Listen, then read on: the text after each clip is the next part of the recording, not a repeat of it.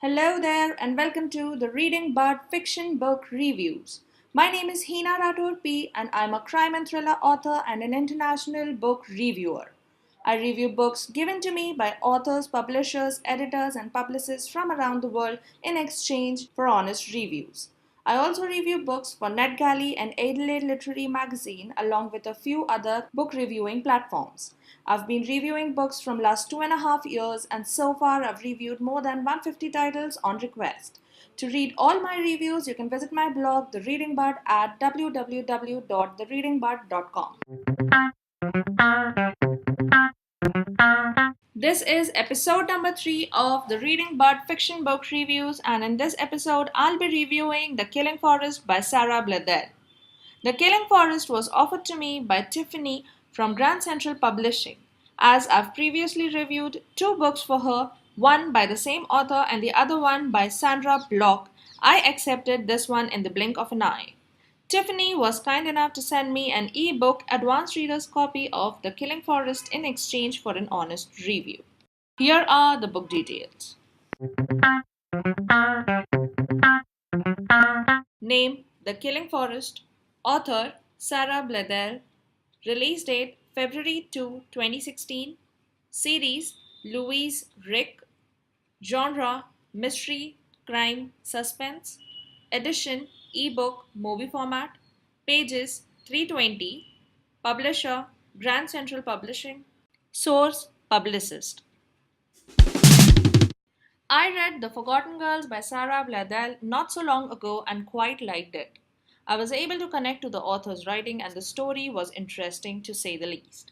So, when I was contacted for this book, I immediately accepted. The Killing Forest is a kind of novel that will keep you up at night and would pull you into the story, making you forget about the world outside. I really liked this book as it kept me intrigued. Like the previous book by author Sara Blaedel, there was not a lot to guess in this book, but the pacing was good enough to keep things interesting throughout. The author again shocked me towards the end with a smart plot twist. The premise of the story was great and pacing was also good. The suspense was mild, but I was able to feel a sense of urgency throughout the book, which is a big plus. The characterization was good, and I was happy to read about all the characters from the previous book in detail. I felt a connection with the main lead of the book, Detective Louise, though it was not as strong as it felt in the previous book. Still, the story being the hero of this book, I enjoyed reading it. The writing was good, but I did notice 2 major flaws that made it difficult for me to come up with a proper rating for this book when I was done with it.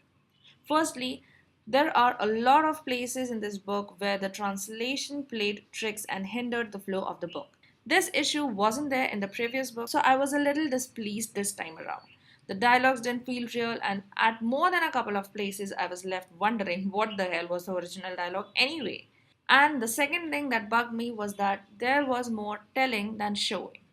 It happened in more than a dozen places, and it really affected the entire reading process. But in spite of these 2 flaws, I still enjoyed the book and would love to read the next parts in Louise Rick series.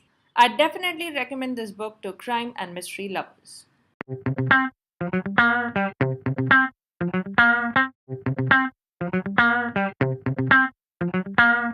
Thanks a lot for listening to this podcast. If you like this review, please share this podcast with your family and friends on Twitter, Facebook, and WhatsApp. To read this review, please visit my blog, The Reading Bud, at www.thereadingbud.com. You can also read this review at Goodreads and Amazon. Thanks again for listening. This is your friend Hina, aka The Reading Bud, signing off.